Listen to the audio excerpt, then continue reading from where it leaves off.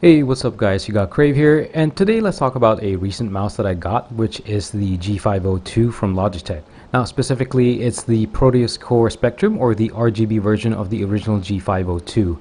Now, the background footage is just background, but you're also seeing the unboxing part of this video, so I'll just let it play on while I talk. Now, this is actually the other mouse option I had in mind when I was choosing a new mouse some months back. I posted a video of the Razer Mamba I got or picked back in March or February over the G502, and if you're interested, just click on that little card that should pop up right about now on the upper right part of your screen.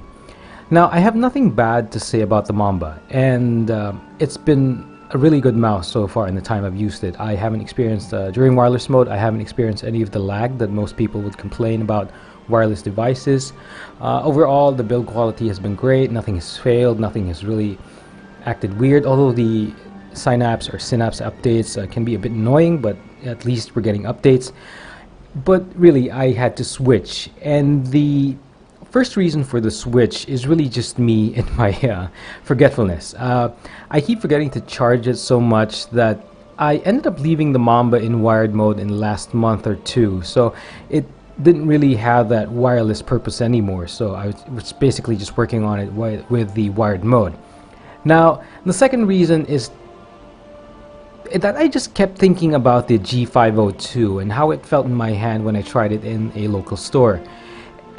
It's strange, but every time I'd pass by a store that sells mice or similar peripherals, I would just keep checking on the G502, and if it wasn't there, I'd look at another store just looking at the G502. It's strange. So it's really just those two reasons. I kept thinking about the G502 and me forgetting to charge the Mamba whenever I needed it. So sometimes in gaming, I'd notice that it would fail, mainly because of the lack of power in it. And yeah, I just wish we'd come up with the technology that sort of supports wireless mode for mice and other peripherals where, I don't know, wireless charging for mice, like it might work with certain mouse pads to automatically charge your device. I don't know, but yeah, it was for those two reasons that I had to switch. So after using it for about 2 weeks now, I am glad I picked the G502, or eventually got it. It has the features you would expect for a mouse of its sort or of its kind.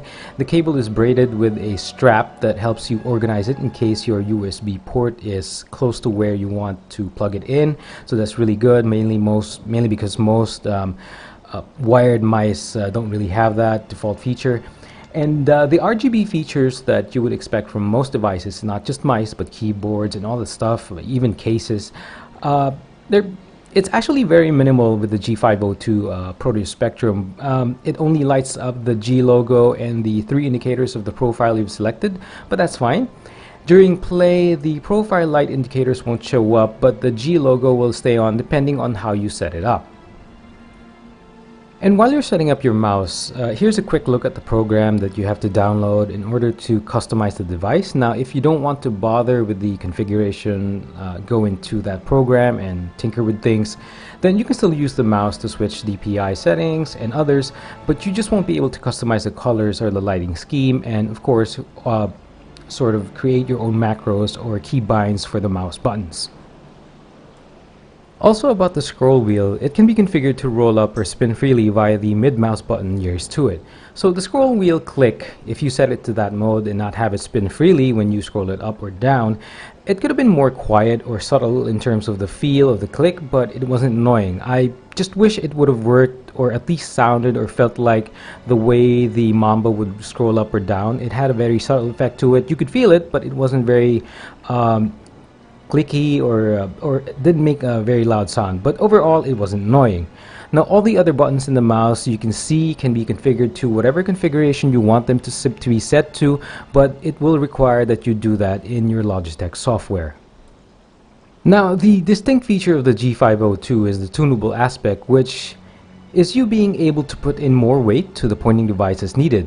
Now, the package comes with 5 weights which can be placed in a specific section in the underside of the mouse. The weight and position really do matter, as it can also bring you closer to a fatigue state if you use too much of the additional weight, or it can sort of throw off your mouse movement if there's too much weight on either side of the of the mouse. So you might be intending to move your mouse to your right, but because of the additional weight, it throws you off by a little bit more. So you have to be aware of that. Now, Logitech could have added, I feel that Logitech could have added more weight options to further fine-tune the experience, maybe something lighter and some stuff heavier. But yeah, it's not a big issue. Personally, I just maxed it out at 2 weights or none at all, depending on the feel of things.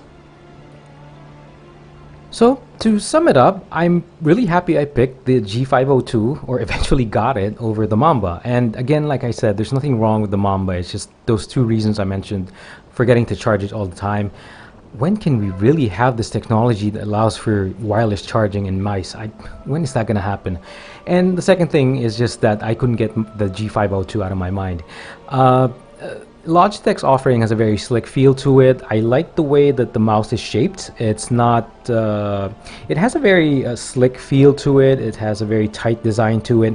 In terms of the RGB offering, it has, it's very minimal, and that's fine, really. I mean, in other mice, yeah, you can see the colors, the RGB, or the different colors showing up, but with this Proteus Spectrum, it's quite subtle. And the tunable aspect, it's useful, especially if, I don't know, there are days when I feel like I'm moving my mouse a little bit too much, so the extra weight can help control that. Or there are also days where I'm just really stressed out and I want a very light mouse feel. So removing all the weights will really help with that. And yeah, so that's pretty much it for the review and unboxing of this G502 that I recently got. So let me know in the comment section below what you think of this content. Let me know what kind of mice you use, and I'll talk to you soon.